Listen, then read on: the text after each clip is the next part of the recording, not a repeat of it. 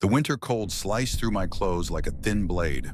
The sky was a dull gray, starless, with heavy clouds drifting slowly as if covering any hope of light.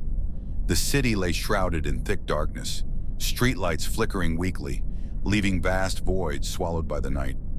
I'd just finished a late-night investigation, my usual work as a private detective handling cases the police avoided. But tonight, something in the air felt off, as if I'd unknowingly stepped into a dangerous spiral.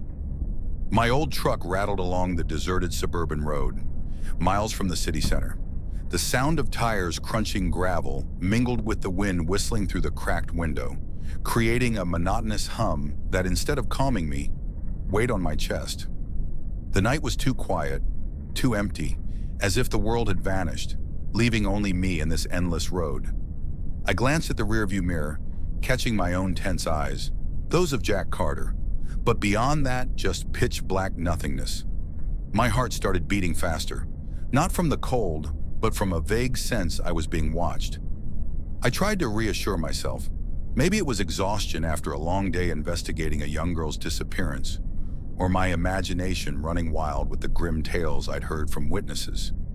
But then, my headlights cut through the dark, and I saw him, a figure standing motionless by the roadside. Faceless in the gloom, just a tall, thin shape in a long coat, hood pulled low. I floored the gas, breath quickening, but his unseen gaze seemed to follow me, icy and intent. The road stretched on, but the feeling of being hunted didn't fade. I glanced at the passenger seat where my recorder sat, used to capture interviews. It was still, but a memory struck me. One witness, an old man named Henry Brooks, had mentioned a strange figure who often lingered on these lonely roads. A man who never spoke, just watched. I dismissed it as rumor then, but now that roadside figure made it feel too real.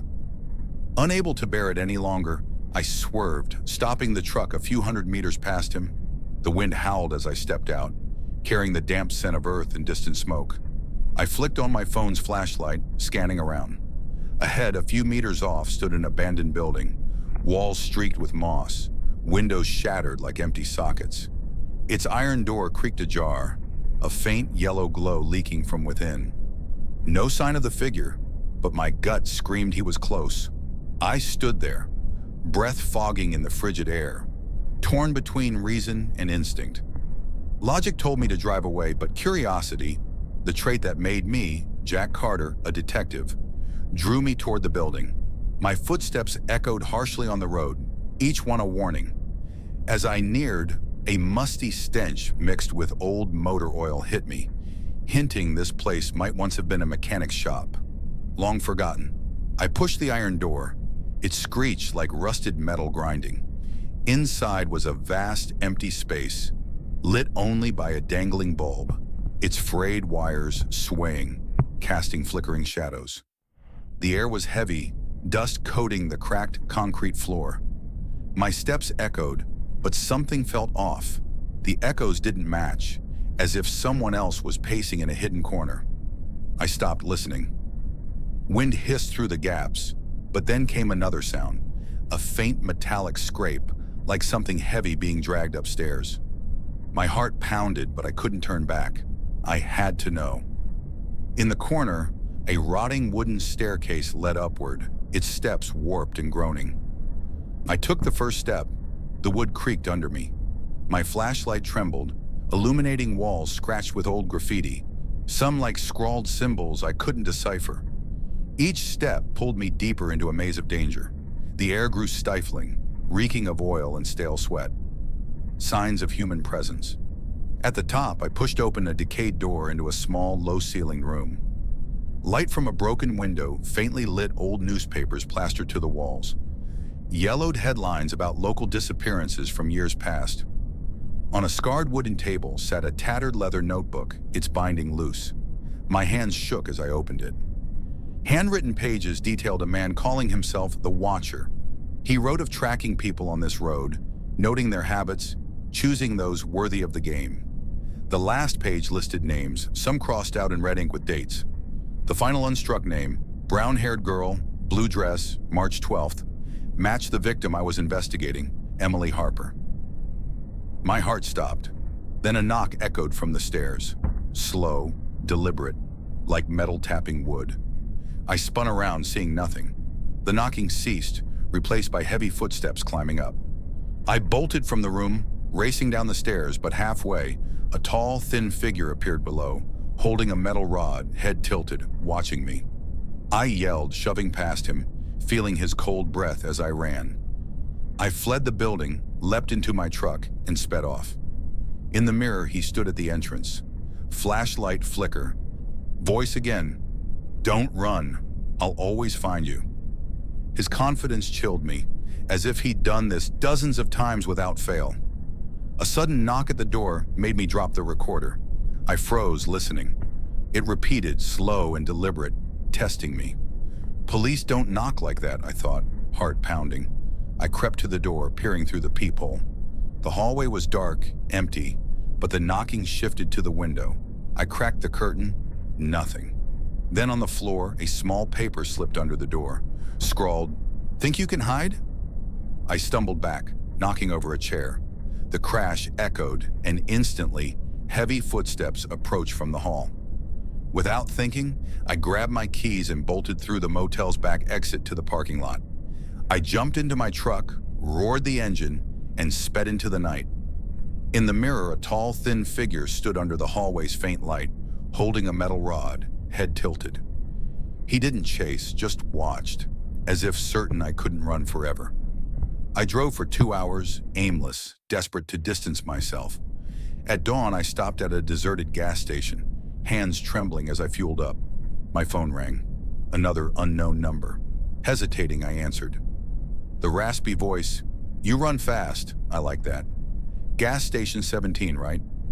I scanned around, only a dozing clerk inside. The call cut off. He knew exactly where I was. Gas station 17 stood alone on the outskirts, surrounded by barren fields and leafless trees in the cold wind. I lingered by my truck, breath ragged, eyes darting to every shadow for the watcher.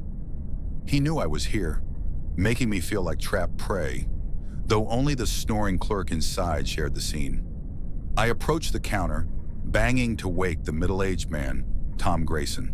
He jolted, rubbing his eyes, glaring. "What? Pay for the gas and go." "Seen anyone around? Tall, thin, long coat, holding a metal rod?" I asked urgently, voice shaky. He frowned, shook his head. "Nobody but you tonight. What, got robbed?" "Not exactly," I muttered, avoiding details. I paid, then asked, "Any security cameras?" "Yeah, but broken last week. Not much traffic here. Fixing's expensive," he said, slumping back, uninterested. I returned to the truck, dread rising. No cameras. How did he know? I checked my phone.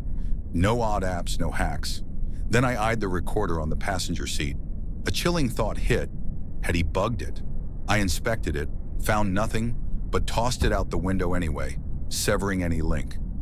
I drove on, heading to the city center, hoping crowds would shield me. On the way, I called Michael Reed, recounting the call and motel note. His tone hardened. "We traced that number. It pinged a tower near gas station 17 a few hours ago. He's close, Jack. I'm sending a team. Get to a busy area, don't stop." His words froze me. He wasn't just tracking me. He was nearby. I sped through back roads, checking the mirror constantly. Reaching the city, I parked near a bustling night market, blending into the shoppers. The noise eased me slightly, but I kept moving. I bought a prepaid phone from a stall, transferred Michael's number, and dumped my old one in a trash bin. If he'd tracked me through it, I'd cut him off. But amidst the crowd, I heard it. A faint, steady tapping, like metal on a lamppost. I turned. No one suspicious, just carefree faces. Yet it lingered. That night, I rented a small downtown hotel room, locking the door and barring it with a chair. I sat on the bed, piecing it together. The notebook, tape, notes. All signs of an organized hunter, not some random drifter. He was smart, patient, with a method I couldn't crack. My new phone rang. "Michael, we found your recorder at the gas station. A tiny listening device was inside. High tech, hard to spot. He heard everything you said. Where are you now? I gave the hotel address. He promised a team soon. But as I hung up, tapping came from the third-floor window. I pulled the curtain. Below, a tall, thin figure stood under a lamppost, metal rod in hand, staring up. I stood frozen at the hotel window, locked on the tall, thin figure below the lamppost. He didn't move, head tilted, metal rod glinting faintly. The window tapping wasn't him, maybe a branch or wind, but his presence tightened an invisible noose around me. He knew I was here, despite my discarded phone and precautions. I called Michael Reed, voice trembling. He's here under the hotel, I see him. Stay calm, Jack. My team's 10 minutes out. Don't leave, lock the door, he said, urgent. I obeyed, wedging another chair against the door, then checked the window. He remained statue-like, then slowly raised a hand, pointing at me. I see you. I backed away, heart racing. 10 minutes stretched endlessly. Police sirens finally wailed, lights flashing down the street. The figure turned, walking calmly into a dark alley, vanishing before they arrived. I exhaled, relief fleeting. When police knocked, I opened up, spilling everything to Officer Ryan Parker. They searched, but found no trace. Michael arrived later, holding the notebook. We analyzed it. The handwriting matches an old suspect, James Tyler, arrested for assault 15 years ago, released for lack of evidence in disappearances. He vanished after. So it's him? I asked, voice hoarse from exhaustion. Likely, but the bug in your recorder, it's not cheap. Tyler's no ordinary drifter. He's got resources, a plan, Michael said, tense. I recounted every encounter, the roadside figure, knocks, notes, calls. Michael took notes, then said, "You need temporary witness protection. He's after you for taking the notebook, potential evidence against him." I agreed, and they took me to a safe house on the outskirts, small, discreet, with cameras and 2 guards, Ethan Cole and Lucas Bennett. I thought I was safe, but that first night, sitting in the living room, tapping came from the back window. I turned, finding a note slipped through. "You can't hide." I yelled for the guards. They rushed in, searched, found nothing. Cameras showed only darkness. Michael arrived, checking the note. Same handwriting as the notebook. He's still tracking you, somehow. Sleepless, I decided to act. "I'll be bait," I told Michael next morning. "If he wants me, let him come. You catch him." He hesitated, then agreed. They planned I'd stay, with police ambushing nearby. That night I sat in the lit living room, waiting. At midnight, knocking came from the front door. Through the peephole, he stood there, metal rod in hand, staring. Police burst from hiding, shouting, "Drop it!" He turned, didn't run, just smiled. A cold, twisted grin, then raised his hands. Cuffed, I saw his face clearly. Gaunt, sunken eyes, a razor-sharp gaze. James Tyler. In Tyler's old van, police found tools, knives, rope, and a new list. My name, Jack Carter, last, uncrossed. He confessed I was his most interesting target for taking the notebook, his trophy log. Asked how he kept finding me, he laughed. "You talk too much, and I listen well." I never learned how he tracked me after I ditched the recorder. Maybe accomplices, maybe uncanny instinct. As he was led away, I couldn't shake the feeling his game wasn't truly over.